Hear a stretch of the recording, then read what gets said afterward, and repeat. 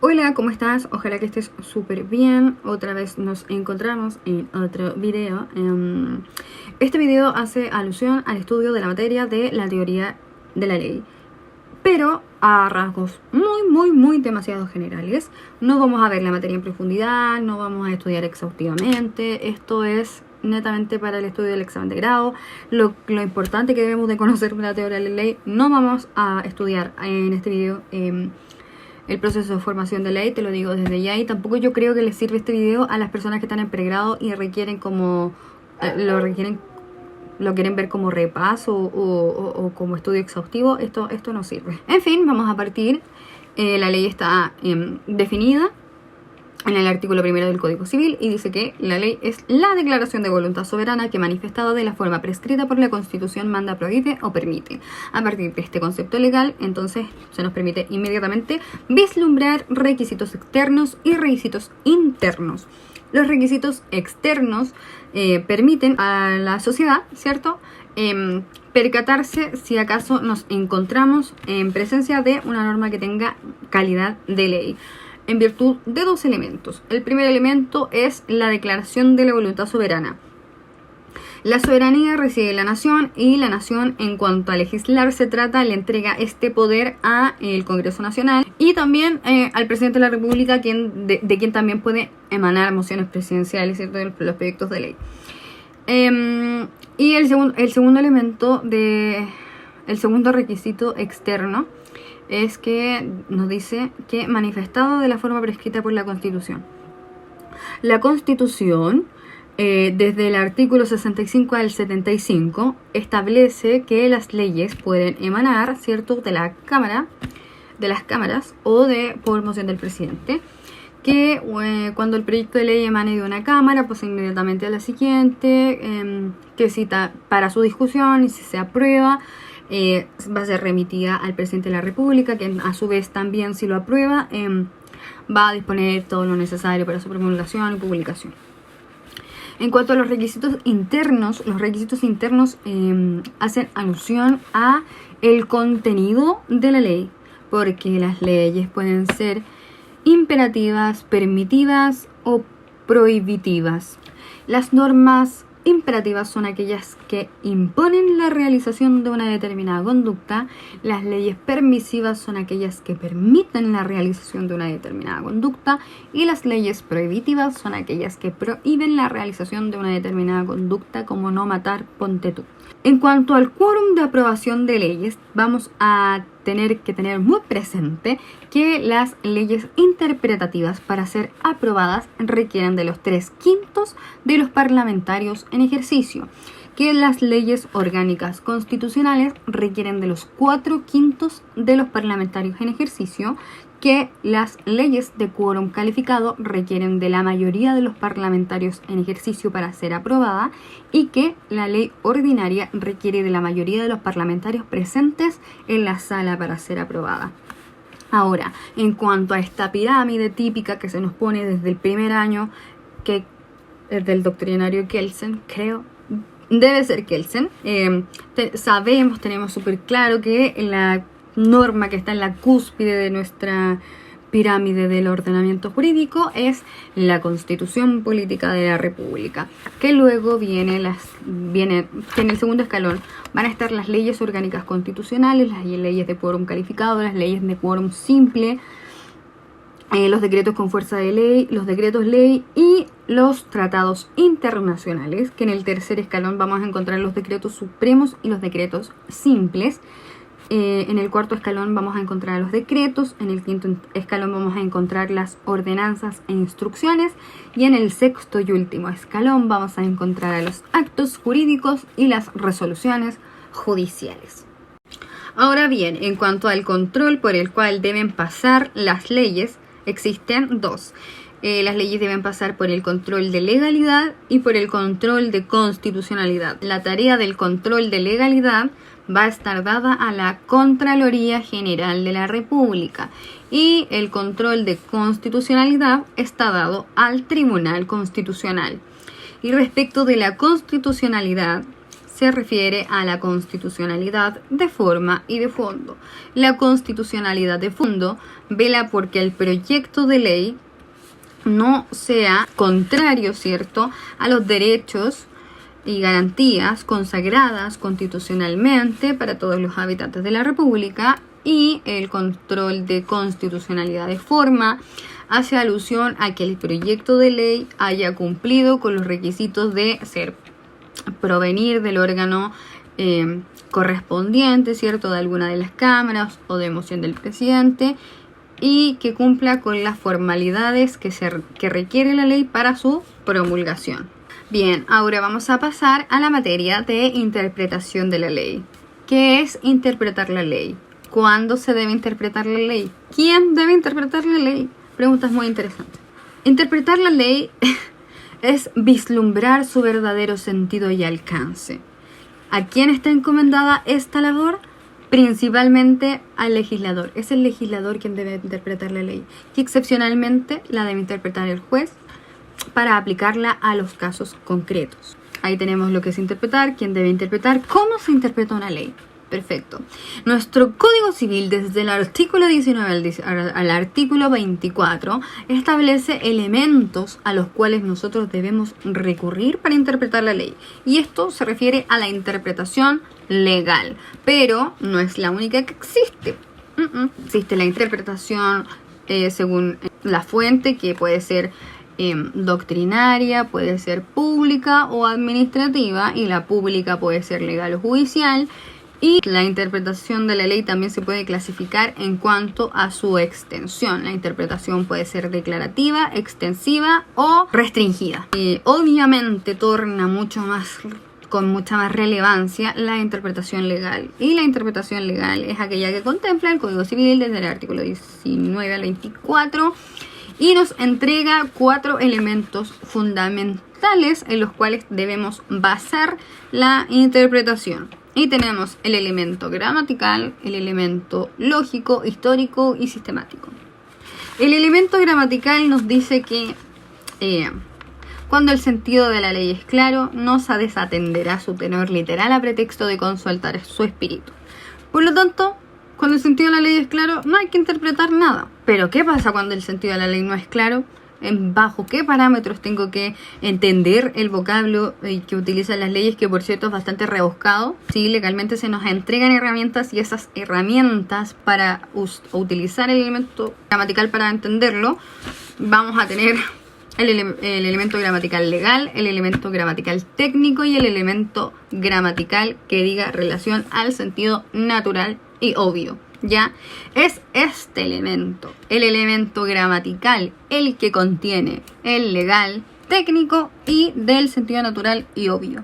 No es que sean elementos apartes, estos van dentro del elemento gramatical. Entonces, el elemento gramatical nos decía que cuando el sentido de la ley es claro, no se desatenderá su tenor literal a pretexto de consultar su espíritu. Pero hay veces en que la ley misma nos entrega conceptos y dice así.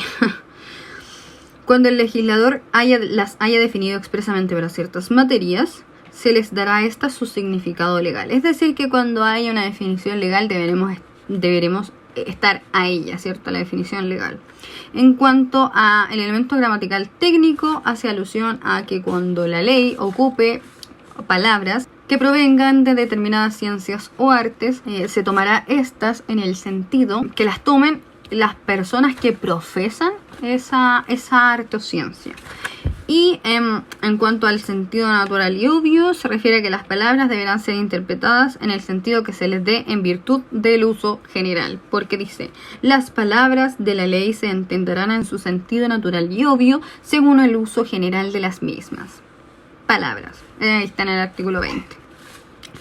El elemento, eso en cuanto al elemento gramatical. El elemento lógico es aquel que para establecer el sentido de la ley se vale de un análisis intelectual o razonable en relación al espíritu de la ley o coherencia con ella.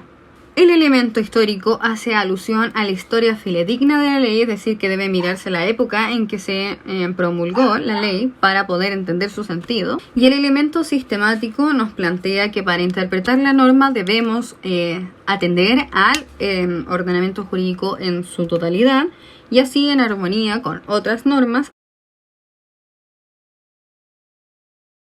hacer la adecuada interpretación. Ahora, en cuanto a la fuente de la interpretación, puede ser doctrinaria, que es aquella que realizan los estudiantes del derecho, los grandes doctrinarios, no sé, pues su Jorge Alessandri, su Somarriba, su Hernán Corral, qué sé yo, acerca de las normas jurídicas que no significan ninguna obligatoriedad para los tribunales de justicia.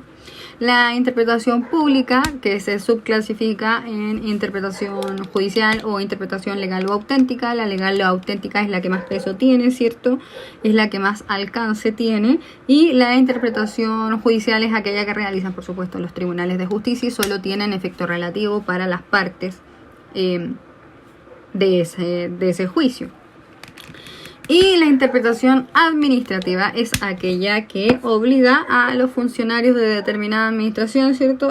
Y la realizan los jefes de los servicios públicos. Ahora, en cuanto a la extensión de la interpretación, dijimos que la interpretación puede ser extensiva, restrictiva o declarativa. La declarativa se remite a los casos señalados en la misma ley y no otra. No cabe otra interpretación, ¿ya? Porque los términos literales coinciden con la intención del legislador. La interpretación extensiva se va a interpretar extendiéndose a más casos de los contemplados en la ley, y la interpretación restrictiva hace alusión a que se va a interpretar a menos casos de los que contempla la ley en su tenor literal.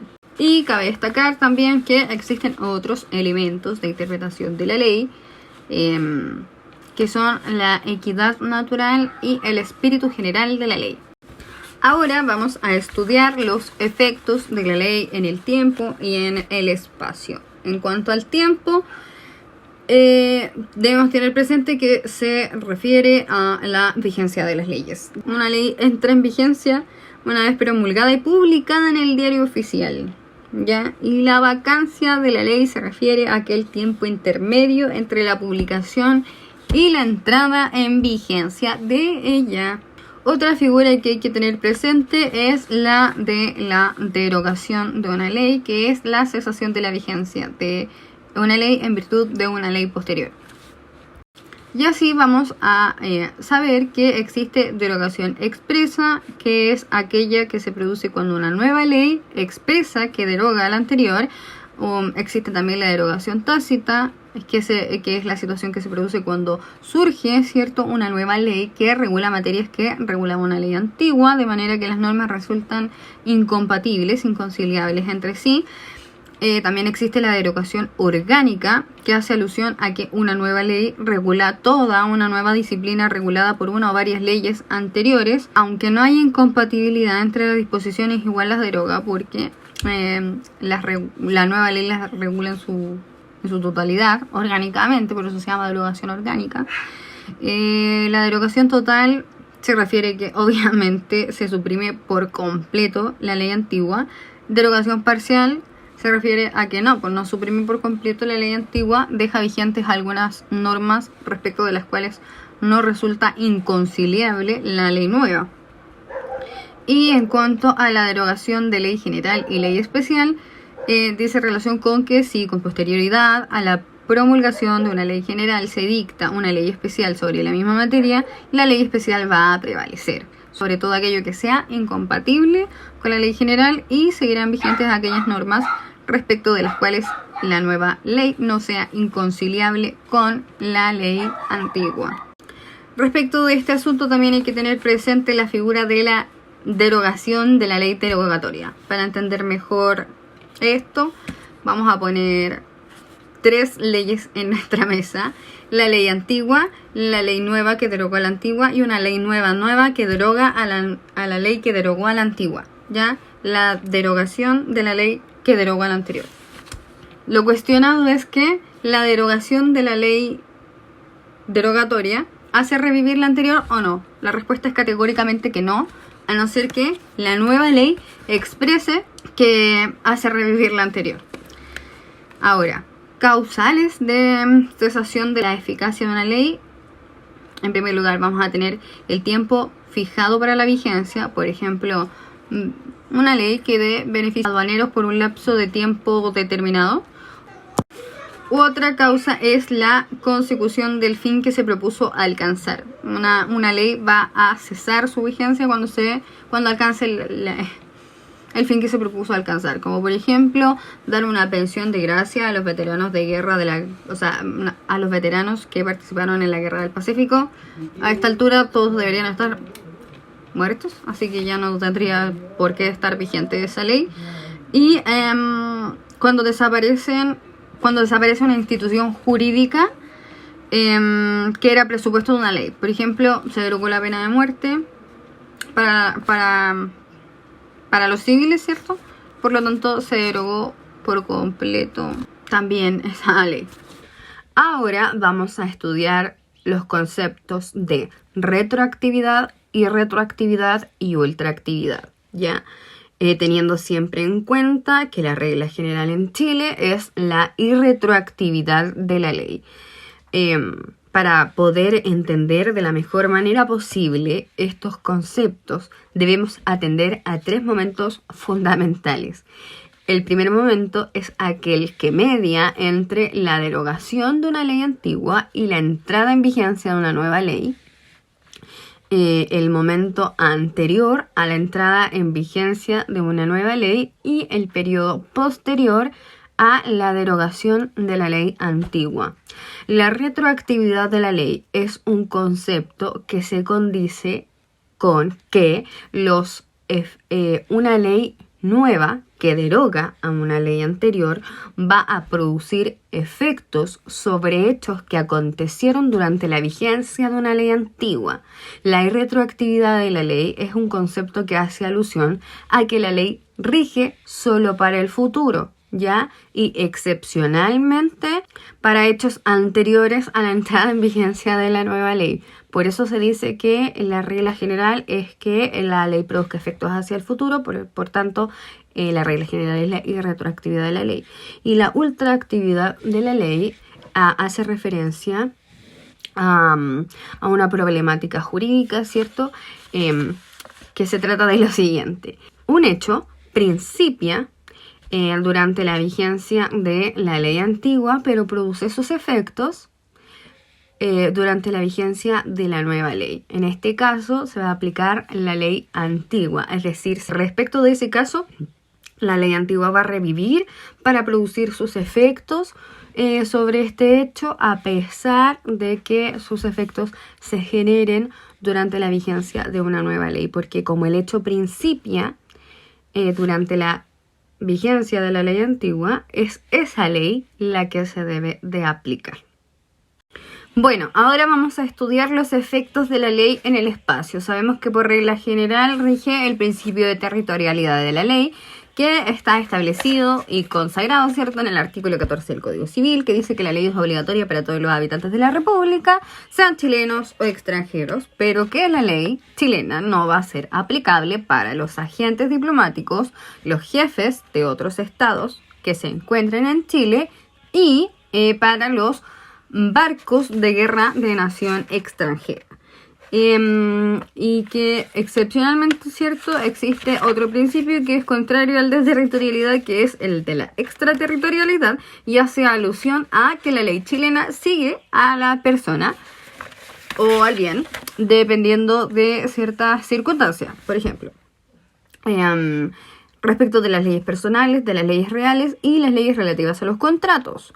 Respecto de las leyes personales, se refieren a que la ley puede llegar a ser aplicable en otra nación cuando una persona de nacionalidad chilena esté en otra parte, en otro país, y que le van a ser igualmente aplicables las leyes chilenas en relación a el Estado, a las leyes nacionales del Estado, a la capacidad de las personas y a sus relaciones de familia, ¿ya? Y que tienen por objeto evitar que se burlen las leyes mediante un subterfugio. Las leyes reales se refieren a los bienes, se refieren a los bienes. Y se relaciona con que para determinar la ley aplicable a los bienes no se toma en cuenta la nacionalidad del propietario, sino el lugar en donde se encuentre situado el bien. Y leyes relativas a los contratos sirven para determinar la ley aplicable si es que pretenden hacerse valer sus efectos en Chile, para lo cual vamos a tener que tener en consideración los requisitos de forma, los requisitos de fondo, que se cumplan con los medios de prueba del acto y los efectos del acto. Todo ello para determinar si el contrato es o no válido en Chile. Ahora vamos a hacer mención someramente de algunos principios consagrados en el derecho civil, y son los siguientes: la omnipotencia de la ley, que se refiere a la preeminencia de la ley sobre otras fuentes del derecho; la buena fe, que dice relación con un comportamiento honesto, cierto, de los sujetos de derecho, y que existe respecto de la buena fe hay que distinguir la buena fe objetiva y la buena fe subjetiva. La buena fe objetiva es a actuar de buena fe y se materializa, para ejemplificar, ¿cierto?, en materia de ejecución de los contratos. Se debe actuar de buena fe, ¿ya? Diferente a la buena fe subjetiva, que es estar de buena fe, es la conciencia de obrar correctamente. Y para ejemplificar, siempre se dice que esta buena fe subjetiva está muy presente en materia de adquirir la posesión, ¿ya? Porque yo adquiero la posesión con la conciencia de que estoy adquiriendo por medios lícitos y exentos de fraude. Es estar de buena fe. Otro principio es la reparación del enriquecimiento sin causa, el principio de responsabilidad, de protección y fortalecimiento de la familia, la protección al matrimonio, el interés superior de los hijos, la propiedad privada y la libre circulación de los bienes, mayor protección a la propiedad y protección de bienes raíces, porque recordemos que los bienes raíces tienen un tratamiento especial en nuestro derecho civil, requiriendo formalidades, ¿verdad? Otro principio, el patrimonio unitario, que dice que en Chile existe un solo patrimonio dentro del cual entran todos estos derechos y obligaciones y que no se separa, que es uno solo. La autonomía de la voluntad, del cual se desprenden otros subprincipios como la libertad contractual, el consensualismo, la fuerza obligatoria de los contratos y los efectos relativos de los contratos.